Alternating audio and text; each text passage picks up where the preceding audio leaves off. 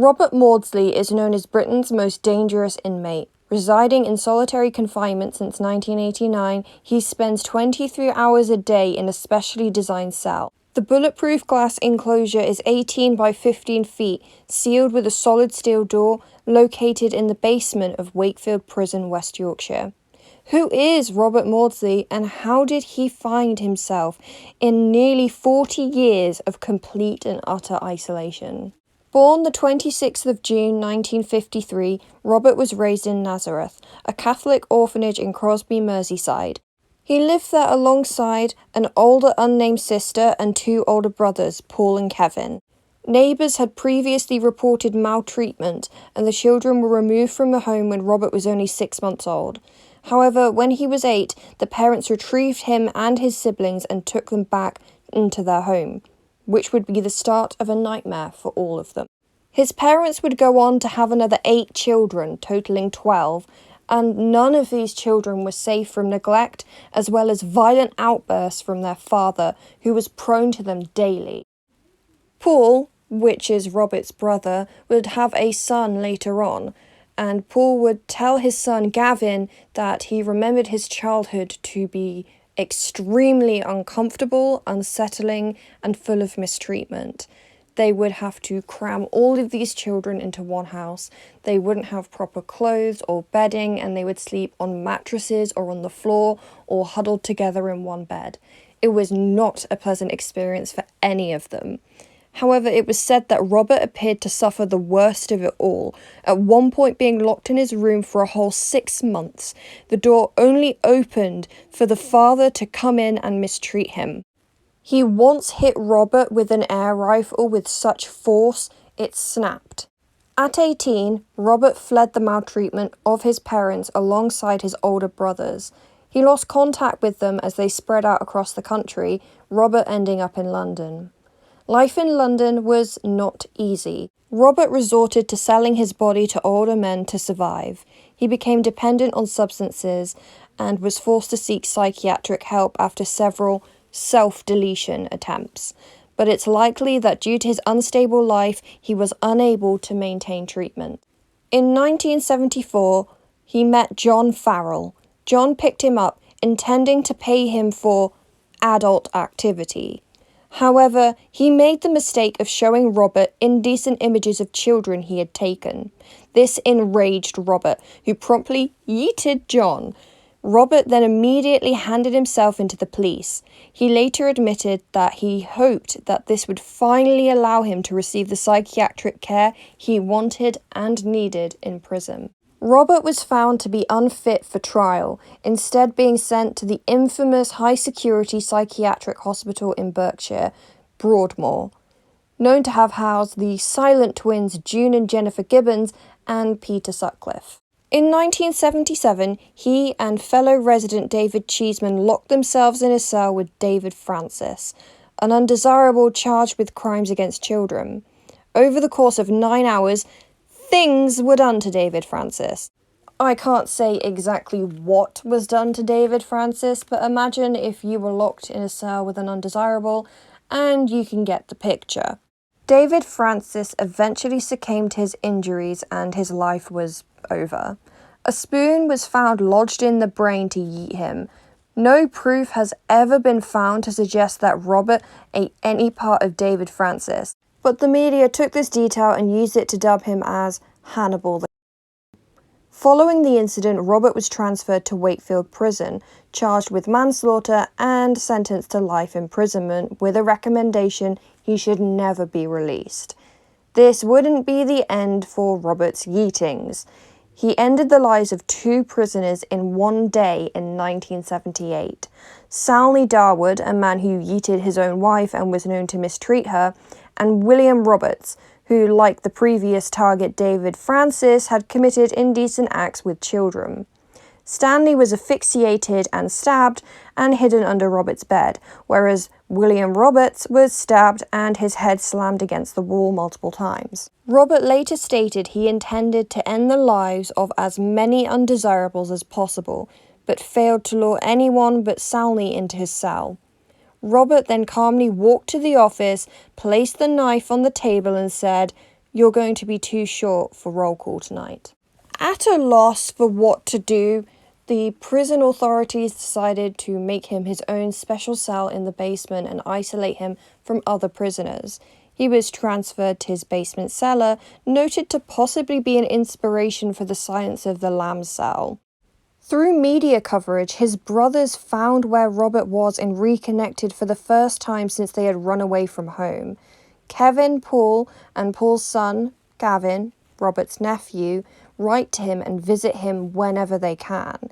He's entitled to an hour outside a day, but must be accompanied by 4 to 6 guards. Over the course of 2 years, Dr. Rob Johnson, psychiatrist, managed to get to talk to and somewhat treat Robert. Over time, he managed to confide in Dr. Rob. He told him that the cell that he was currently in reminded him of when he was locked in his room as a child. He told the doctor as well that every time he committed his yeetings, he was envisioning his mother and father, as if he was actually yeeting them and not the person he was actually yeeting. He also said that if in 1970 he had taken the lives of his mother and father, then none of the other subsequent yeetings would have happened. The interesting thing about Robert is that Dr. Rob Johnson describes him as a reformable human being. He believes that Robert can, with the right treatment, make a full recovery and become a productive member of society. That his original yeeting was a desperate attempt to seek psychiatric help, and when he didn't receive that psychiatric help, the yeetings continued until he did. He believes that holding Robert in isolation is not good whatsoever and does virtually nothing for him, the prison, and general society. Dr. Rob describes Robert as an intelligent human being who is very capable of knowing right and wrong, and should be allowed to re-enter society with the help that he has received. This, however, has been denied. And this is a very tricky subject because obviously Robert's targets were all those who were undesirables and those who committed mistreatment. They weren't exactly innocent human beings, and therefore we can understand Robert's motivations. However, when it comes to these kind of justice yeetings, as the person who commits them goes along, they can use virtually anything to justify it. They can start with undesirables and those who mistreat people, and then they can go on to do the same thing to people who maybe they just think are those things or think do those things. Therefore, the line is very difficult to toe because a lot of people support Robert and support what he did. And while I understand the human nature behind it, I'm not going to mourn the loss of any of Robert's targets. They did terrible and horrific things. When the answer to those people and those people's problems is to yeet them, it becomes tricky. How do we classify exactly what is severe enough to be yeeted? Is punching somebody in the face once enough? Because that could be a justification for people like Robert to do what he did. Or there are people who can be framed of these things or are mistaken to do or be these things. They are falsely accused. You can't really rectify that when the person is already gone. That's why the United Kingdom doesn't have capital punishment. There's always a slight chance it might not have been the person. And nowadays with technology, that's highly unlikely. We have forensics, we have security cameras, we have a lot of evidence we can compile. But there is this small chance you could have got it wrong, and a posthumous pardon really isn't going to cut it when the person is no longer alive. Perhaps if Robert was given the opportunity to have a much more long-term treatment, he could have been a productive member of society. He's currently 68 years old, and he has spent 40 years in isolation. I can't even imagine what that does to a human being.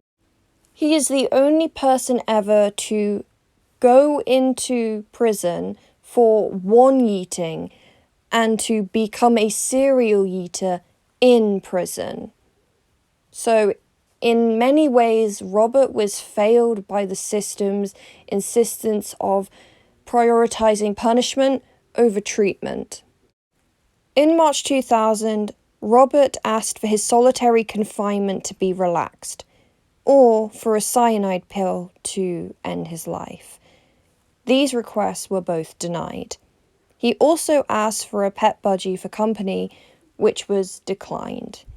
Now, I understand this man is where he is because of the things he's done, but we should be able to note that he's still a human being and still has all of these problems which Dr. Rob Johnson addressed with him.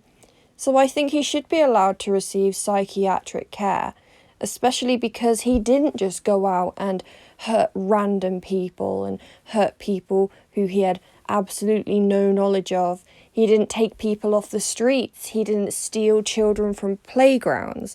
And that's where my understanding of his motivations kicks into how I feel about this. So having his solitary confinement relaxed may be a decent idea for him. They did put him in a maximum security prison surrounded by undesirables. They knew what this man did, both outside of prison and in Broadmoor Hospital. They knew who his targets were, and they put him in a prison full of them. So I think if they relaxed it and made sure he stayed away from those types of offenders, it should be fine. He shouldn't have to stay in a box 23 hours a day. Pet budgie is something I advocate for because Robert Maudsley does not have a history of mistreating animals. He does not have a history of doing anything to animals, and he is the only prisoner, or one of the only prisoners in the world who doesn't interact with basically anyone, just guards and visits when he can. Give him a pet budgie. He's not going to hurt the budgie. He has no history of harming animals. Let him have a budgie.